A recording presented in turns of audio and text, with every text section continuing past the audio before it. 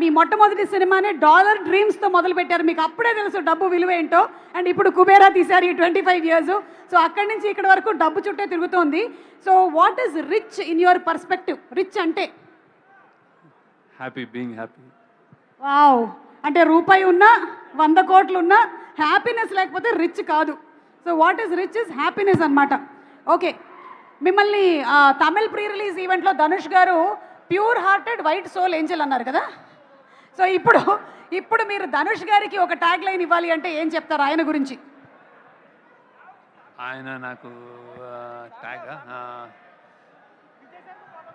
Versatile,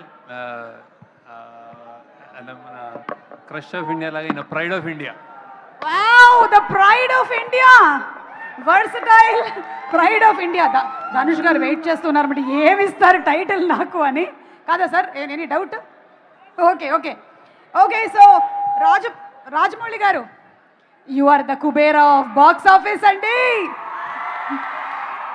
Baahubali of box office అయిపోయింది కాబట్టి ఇప్పుడు మేము కుబేరా ఆఫ్ బాక్స్ ఆఫీస్ చేసామన్నమాట. హలో, మరి మీ దృష్టిలో ఇండస్ట్రీలో ప్రేమలో కుబేరులు అంటే బాగా లవ్, ప్రేమించడంలో కుబేరులు అంటే ఎవరి పేరు చెప్తారు మీరు? అంటే ద హైయెస్ట్ నా పేరు కాదు